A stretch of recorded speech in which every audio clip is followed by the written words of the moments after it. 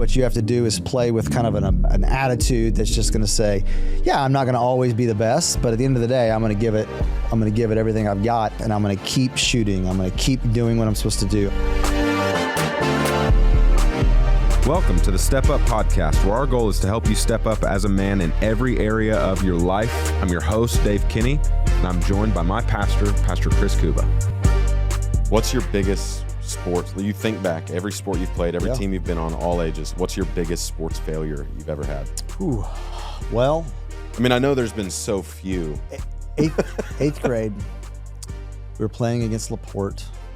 I was on the A team, A basketball team. Basketball was kind of my thing, which it wasn't, but that was what I thought was my thing because that was what I was playing at the time. I was a point guard, and I get the inbound, and I am dribbling the ball up to go make the winning shot. We are tied. No, I'm sorry. We were down by one, actually. We're down by one.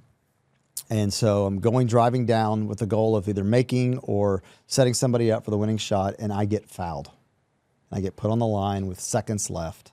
2 free throws. I get up there, and I missed them both. And we lost the game. How old were you again? I was 8th grade. I don't know how old I was. That's tough to build a reputation after that. Yeah, and like, what do you do? Like, it's not like you. It was bad. I mean, because you go to the school next day, and no one thinks about it or cares about it. But that's all I can think about is that specific situation. I remember I was in 7th grade, and it was also basketball. I wasn't a big basketball player. I got the ball in the corner, 3-point shot. No one was anywhere near me. I mean, not in the same zip code. It was the most wide open shot that anyone could ever have. So I luffed that thing up there. It bounced off the back of the backboard, like the top of the backboard, and out of bounds. And it was a terrible situation. Most recently, though, pretty big sports failure, one that's going to haunt me for forever, is I've been getting into pickleball.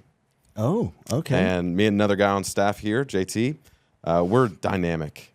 Like, we are unbelievable. Oh, it's like, I mean, it's the chemistry. We just dominate. And we scheduled a match with 2 other coworkers. One is you and familiar with Jeremy. That. And after a lot of noise, a lot of talk. There's a lot of talk. Let's also set up the table a little bit. Okay, so Jeremy's never played before. I don't think that needs to be said. You guys basically lived at the church for like 2 weeks, whenever you were trying to recover from the hurricane, and we have a little pickleball set up. So y'all had lots of practice and lots of opportunity for chemistry. Yeah, we had some good training camp sessions. So we did talk. There's a lot of talk. Yeah, for sure. Oh yeah, well that's in general. Yeah. Yes. So you guys, or we, challenged y'all to a game. We got out there on the pickleball floor, which, I mean, this is heartbreaking because pickleball is like my new identity. I'm all in. And y'all were talking types of paddles. Oh yeah. Yeah. Wait, have you not heard? We all bought new paddles. Yeah. We all have bought new paddles. Oh my god. And we get out there and let's just leave it at this, and you're not allowed to say anything. We didn't win, but there will be a rematch. Did you win a game? Like a straight out of 3. So did y'all win? Anyways, let's jump into the content here.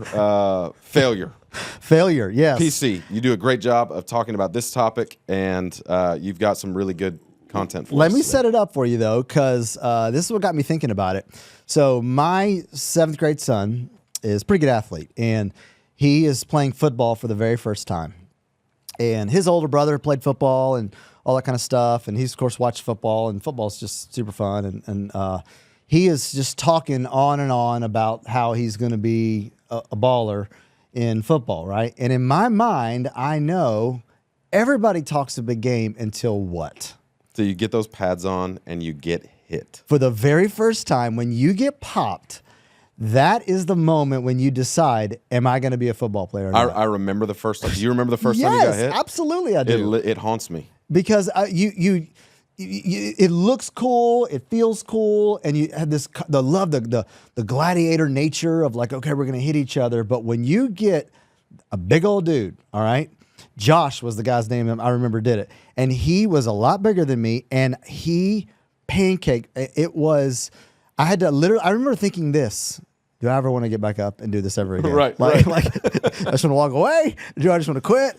Or do I actually want to do it? So every day, it's been hot here, so they haven't been able to practice and really kind of go all at it. Every day I come home, I'm asking Griff, like, hey man, did you guys get hit today? And he doesn't know why I'm fishing for it, but eventually he did. It was yesterday, and he comes and he goes, dude, I got laid out. And I'm like, yes, that's the moment. What was yours like? Mine was a guy named Eric, still remember his name, doing the Oklahoma drill. Oh, yeah, that's usually what happens. He's 2 grades older than me. Dang. And, I watched It's football. Like not safe, by the way. We didn't worry about it. I watched football. I didn't know you have to learn how to get hit. So I just thought, like, I'll be fine.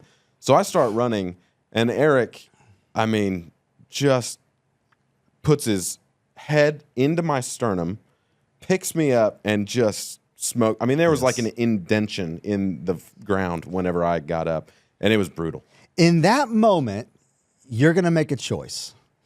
How am I going to respond to failure, right? Because at the end of the day, getting tackled is not the goal of football, right? It's instead to not be tackled. And whenever you get popped like that and you're going to get hit hard, are you going to get up and want more? Which is what Griff wanted to, which just made me so proud because I'm just like, that's what you want. You want to see that dog. You want to see that fight. You want to see that, like, failure's not going to take me over. Or, and I've seen it plenty of times, good athletes who get hit that first time and are like, man, I'm out. Like they play scared. Chin strap, helmets off. Gone. They might even stay on the field, but at the end of the day, they aren't the same person. Right. In order for you to succeed at football, you have to expect failure and you have to basically embrace failure and know you're going to get crushed. But you got to get back up and you got to go forward and you got to do it again. So it made me think through, okay, the importance, it sounds weird, specifically when you think about a man, the importance of failure. I think one of the most important things you can do as a man is to get good at failing, okay? Mm-hmm. Now, let me explain this a little bit. It's important for you to see. First of all, number one, I tell you is this. Just because you fail doesn't mean that you are a failure. It's so vitally important that we make a distinction between these two concepts of something that I do and then something that I am. Because a lot of men have taken on, specifically when it comes to spiritual things, this identity of, oh, I'm just not good at praying with my wife, or I'm just not good at reading my Bible, or I'm just not, like, as though it's a wiring. And really what it just may mean is, well, they may have just failed for a little bit, but they've taken it on as an identity. Right. Let me give you the flip side of this and give you an example of it. So my daughter, a couple of years ago, she went into freshman year and she was not doing a sport or anything. She was kind of a B team player in their various sports that she had played before, had a great time, was the life of the party. But at the end of the day, wasn't necessarily like really crazy good to where you're like, hey, you should try to maybe do this. It was not that case at all, okay? And so all of a sudden she gets there freshman year and she's not on a team, and she has some friends of hers who invite her to come out and try out for lacrosse because it was open tryouts. And she's told us, I want to be on a team so bad, I'm willing to even go do lacrosse. She didn't know anything about lacrosse. It was outside. It was hot. That's not her typical thing. And so therefore she goes out there and all of a sudden she gets praised a little bit in it. And she realizes, I'm not the actual worst at this. She started to enjoy the game. She started to practice and do more with it. And suddenly decided and told us she was going to be playing lacrosse. And so I remember like, okay, well, the guy who got us into this, so her good friend is a guy named Reese. Her dad is a guy named Sean. Sean's a good friend of mine and love Sean. And so therefore I was excited to kind of get to hang with Sean and be around Sean and Heather a little bit more. And we go to the first kind of lacrosse kind of game or whatever. And I realized, oh, Sean's like, he's a legit. He knows it. He knows what's going on. Played it growing up. That's you had no experience in anything lacrosse. About it. Okay. It was like one of those things that was on ESPN2 when you have nothing else to go watch when you're flipping through channels back when you're a number of years ago, right? So I go there and realize Sean's like super into it. He's like keeping stats and all this kind of thing. And all of a sudden Sean is like, whoa, like what? And I'm like, what? And he's like, did you just see that move that Kinsey just did? And I'm like, I have absolutely no idea what you're talking about. Like, I don't know if you really follow or know lacrosse very well. It's a really kind of hard sport to figure out if you don't really know what's going on. In fact, to this day, my daughter's been playing now 3 years. I will literally text Hillary and say, hey, how's Kinsey doing? And she's like, I actually have no idea. Clue. I have no clue how she's doing. She seems to be doing good. She seems to be having a good time. She's playing a lot, but it's a hard sport to figure out. So Sean is doing all this various things, and I'm realizing he's like, dude, you can't teach that. Like, she's just got some natural gifts. She's got some natural skills. And she's not like this, going to play college lacrosse or anything, but she become a decent high school player, and she's put a lot of work into it. And he's like, man, go tell her to work on this. Go tell her to work on this. Well, when that happened, I totally shifted and suddenly went from somebody who was just like trying to be a supportive dad to go watch this girl play lacrosse to where, dude, I bought her a new stick. All in. I went and got her like a bounce back thing that she could go Dad do some gear. stuff for. I bought like 3 lacrosse shirts and a hoodie. I was like looking for stuff to try to go and just to order it. And suddenly I went from just having a daughter who plays lacrosse to I took on in every way possible the identity I was a lacrosse dad. And I wanted everybody to know it. Yeah. I talked about lacrosse. If you even so much as mention any other sport, I'd be like, oh, really? Have you ever thought about lacrosse? And just, I was recruiting. That's it was awesome. just, I was all in because what my daughter did as an activity became an identity for me. I think part of the problem for a lot of men is the flip side of that. Yeah. In the same way, they try to do things along the way and they fail. And because of that, they just assume, well, I'm a failure in it. I'm a failure in general, your marriage or your relationships or whatever it may be. And I just don't think God has ever set this thing up in such a way where it's designed for you to own this. But instead, it's just something that, hey, if you're going to be successful, then you're going to have to know you're going to fail. You're going to trip up. Yeah, no, I totally agree. Failure is a part of life. It does not have to become your identity. So when it comes to being a man, being a leader, all of that kind of stuff, what do we need to know about failure? Well, don't wear the jersey. Like, you are not a failure. Men, you are not a failure. You're not a failure in anything that you're giving yourself. You may have failed, but you are not necessarily a failure. So too often it feels like men stop trying somewhere along the way. Particularly when it comes to the things that matter the most. I'm going to try to invest and have these relationships with my kids. I'm going to try and go and connect with my teenager. I'm going to try and make sure that I'm pouring into my elementary school kid, or I'm trying to go help out at the house with the little ones. And I'm not good at it. Well, that must mean that I failed at it, or I didn't do well, or the conversation was fumbled, or my kids didn't respond the way that I'd expect them to, or whatever. And then it's like, then I just stopped trying. It's like, don't wear the jersey. You are not wearing the failure jersey because you just happen to have failed along the way. That is not who you are. It's just some things that you have done. Let me give you a second idea on this. Okay, when you fail, which you always will, always fail forward. That's good. When you fail, always fail forward. This is some crazy stats. Okay, think about this. I read this the other day. LeBron James, when the season starts, the NBA season starts, they think within the first probably half, he will set the NBA record for the most missed field goals in NBA history. That's crazy. He also has the most points in NBA history. Just Do you this know past year who got he's that. passing to get that award for the most missed field goals? Kobe Bryant. Really? Kobe Bryant right now has the most missed field goals. What does this tell you? You can't be the #1 scoring champion in the NBA unless you also take a ton of shots that you're going to miss. Yeah. And so here's what LeBron chose. LeBron chose to fail forward. Do you know, this is crazy, who has the most losses for baseball pitchers in MLB history? Man, now you're tricking me with this whole idea. No, I don't. Cy Young. The guy who has the guy who has award. the award named after him for the best pitcher in a singular season. But he also has the most losses of any pitcher. What does that tell you? That tells you that he didn't let those losses keep him from becoming one of the greatest pitchers that ended up literally having an award named after him. Do you I know Nolan Ryan. There's a Nolan Ryan. He's my favorite baseball player of all time. He's given up, correct me if I'm wrong, the most amount of walks. And there's not a close second. Like 2,700 walks. Yeah. Nobody else in MLB history has over 2,000. Yeah.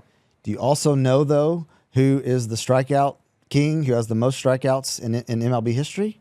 Mariano Rivera. Nolan Ryan. Come on, Nolan. What does this show you? One, Nolan Ryan is awesome. He's awesome. He is such a great. There's a great documentary Facing about Nolan. him, which is just on the Netflix. best. He's so great. The best. But what does it show you? That shows you that at the end of the day, if you're going to be successful, then you're also going to fail Right. all the time. Failure's a part of it. Constantly. It's going to be a part of the normal rhythm. And so I just want to encourage you, if you want to be successful, you want to do great things in your family, you want to do great things at the office, you want to do great things in your relationships, you want to do great things in your finances, you're going to fail. Let me think about a biblical example of this. Peter. Peter is pretty epic. Peter's failure was recorded for everyone to see, which was fun for him, I'm sure. He denied Jesus 3 different times. And it wasn't just the fact that he was just kind of like casually like, oh, I don't really know that. Like at one point, he like got very angry to being like, I do not know who they are. I do not know. He was denied Jesus, even though he promised just hours before that he would not do that. And he then goes, and of course the rooster crows. But what we see as an example is that Jesus, in John chapter 20, comes to Peter to restore him. Man, what I want you to know is that some of you men have failed pretty epically. I mean, you've got like crazy big stories to where maybe you failed in your marriage. Maybe you've totally failed in your job to where maybe it's either gotten you fired, or maybe it's cost you some influence, or maybe it's cost you even a promotion. Some of you definitely have situations to where you didn't just slip up, you epically screwed up. But I would also tell you this, God gives you the chance to fail forward. Yeah. He allows you the opportunity to grow from your mistakes, to be restored and to be redeemed. And an athlete knows he got to give up the home run, and he's got to shake it off, and he's got to execute the next pitch. Or he's got to know, I may miss 6 threes in a row, but I got to keep shooting, because if I make the one at the right time, guess what? All of that's going to be forgiven. You got to keep shooting. You got to keep going. Got to keep doing everything that you possibly can do. It's so vitally important. Yeah, finding success requires enduring failure. For sure, it just does. Yep. So what would you say to the man who's listening who would say, I don't know if I would identify it as failure, but I'm definitely not good and haven't proven to be good when it comes to leading my spouse spiritually, leading my home spiritually, my walk with the Lord. I have great intentions of, I want to read the Bible. I want to pray more. I want to be a better husband, a better dad, whatever that may be.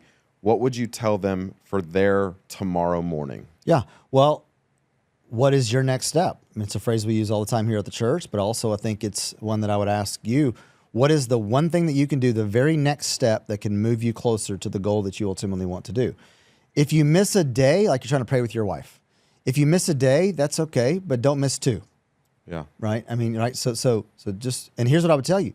Pick up the next day. If you're trying to read your Bible, we talked about this earlier in an earlier episode about the importance of Bible reading, and maybe that's what you want to do, and maybe you're like, man, that's just great, but now I look at my Bible reading plan and I am 32 days behind. Right.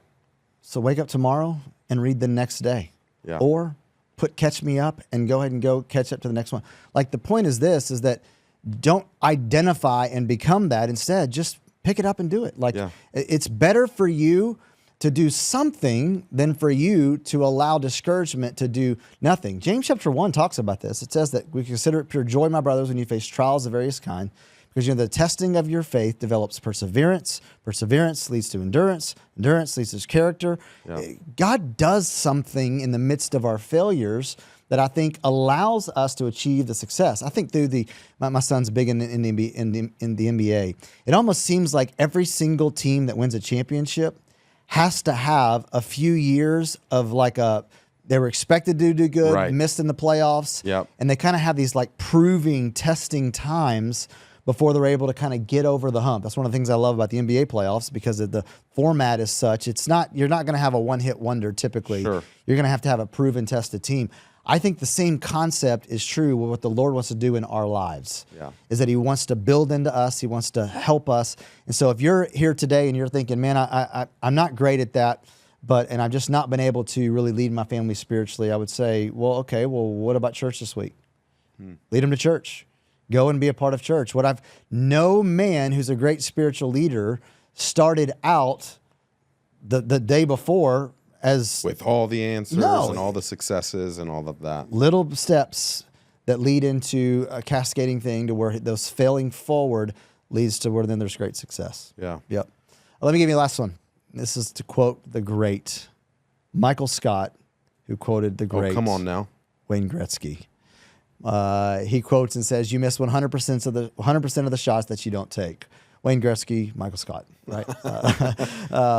The concept though is true. If you try to avoid failing, you're also going to avoid winning. You're going to avoid advancing. It's the same concept we talked about a little bit a second ago with football. Man, when you get popped and you try to play not to get hurt, that's usually how you get hurt. Right. Instead, what you have to do is play with kind of a reckless abandon, an attitude that's just going to say, "Yeah, I'm not going to always be the best, but at the end of the day, I'm going to give it everything I've got. I'm going to try again, and I'm going to get up. I'm going to dust myself off, and I'm going to keep shooting. I'm going to keep doing what I'm supposed to do. I'm not going to let it be a discouragement, but instead, I'm going to go forward." Now, don't get me wrong. There's going to be times. Just think through an athlete. Whenever you're going to have a bad slump, a bad season, a bad stretch, maybe you may feel like that as it relates to your spiritual.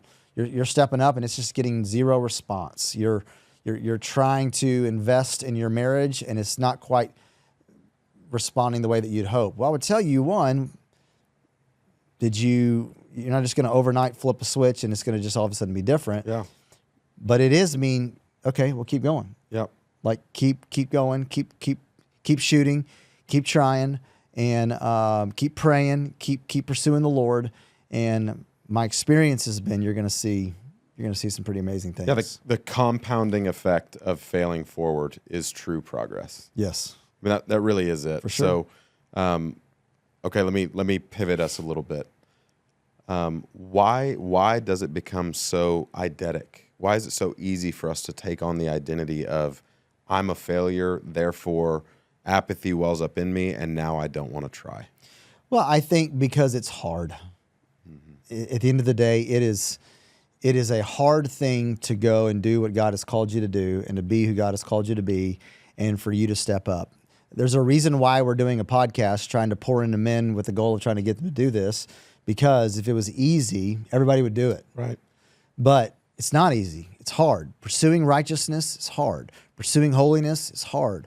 Trying to invest in your family, it's hard. Because one, we're sinners, but also two, it's because the world is set up against us, where it's not cheering us on and celebrating and wanting us to be able to succeed in all these things. Instead, the world wants to take us down and cause us to not want to lead out in the way that God has called us to do it. And so I think because of that, the enemy wants nothing more than to just whisper in your ear and be like, "You're not going to get this. You're not going to succeed at this. You're not going to be successful at this." And I think that's where the Lord is like, "No, you will fail, but that doesn't have to be who you are. Yeah. You instead got to keep shooting. You got to keep trying. You got to keep doing what you're supposed to be doing." And the Lord says that He will strengthen us when we are weak. Second Corinthians chapter 12 says that when we're weak, that's when He is strong, and that's when we're going to get to see God come alongside and to help us. But He can't. God directs moving vehicles. That's good. Right? So you can't just sit around and just, I'm not doing it. Get up and do it again. Right. Get up and go. It reminds me, night when Jesus was betrayed, they were in the garden, Peter, James, and John. Jesus asked them to sit and pray. Yep. And Jesus goes away, and He's praying. Jesus comes back to what? They're sleeping. They're asleep. Sleeping. And Jesus, instead of going off the rails or showing their failure to their faces, He encourages them. Hey, now I'm asking you to pray again. Yep. You have failed. My encouragement is to obey what I originally told you and to pray. Yep. And that's incredibly powerful. Sure. The fact that He would allow there to be a restoration, the fact that He would allow there to be that second chance. Men, you have so many chances. The Lord is slow to anger. He's abounding in steadfast love. That's what the Bible tells us. And so because of that, whatever you failed at, whatever you feel like you're struggling with, whatever you may feel like, man, I want to improve on this, but you're just not, do it again today. Yeah. Do it again tomorrow, and continue to try to do what God has called and asked you to do.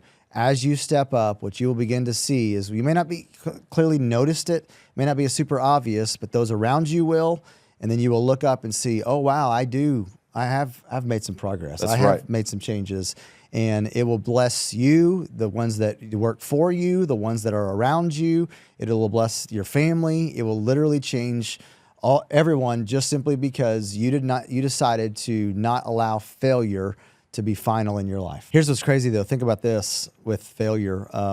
Sometimes failure actually means success.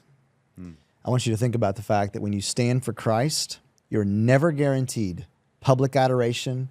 You're never guaranteed that you're going to see people praise you. Instead, the Bible says that you actually are promised that you're going to be experiencing opposition and persecution. Yeah. But just because you're experiencing that doesn't mean it's failed. Instead, it may feel like that and it may look like that because we want things to be easier, but actually he promises that it's going to be harder. But think about this. The book of Acts, I'm in the middle of that in my Bible reading right now. The church grew the more opposition that it experienced. And Jesus himself is one who basically seemingly failed because he ended up dying and getting crucified, yet the very failure was the very means by which he ended up saving the world. The failure of the church early on ended up being the very thing that allowed it to get out of Jerusalem or get out of Judea, to get into Samaria, into the uttermost parts of the earth, all simply because what was a roadblock and felt like a failure, God was actually using for success. And so I just want to encourage you, men, some of you may be experiencing some major roadblocks. Some of you may be feeling like you're not getting anywhere. You feel like you're failing at everything that you're trying. And I would tell you, you don't know what God's doing behind the scenes. Right. It may be the fact that God is actually bringing about great success. He just hadn't shown it to you yet. And you just got to continue to fail, knowing that it doesn't have to be final. Yeah, don't be defined by your failure, but allow your failure to move you forward and allow you to experience the progress that God has for you. Yeah, that's really good, PC. Hey, thanks so much to all of our listeners. Our encouragement to you after this episode is to fail forward. Yep. Allow your failure to mark your progress for you, to remind you of your next step and all of that.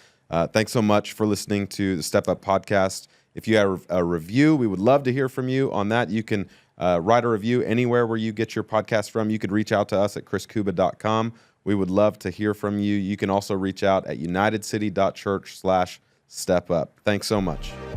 Thanks for listening to the Step Up Podcast. Do us a favor and like, subscribe, and share this episode to help us get the word out. We would love to hear from you, so please leave us a comment and even leave us a review wherever you listen to your podcasts. For additional information or to reach out directly, please visit chriskouba.com. That's chriskouba.com. You can follow Pastor Chris on social media and just search Chris Kouba, Kouba.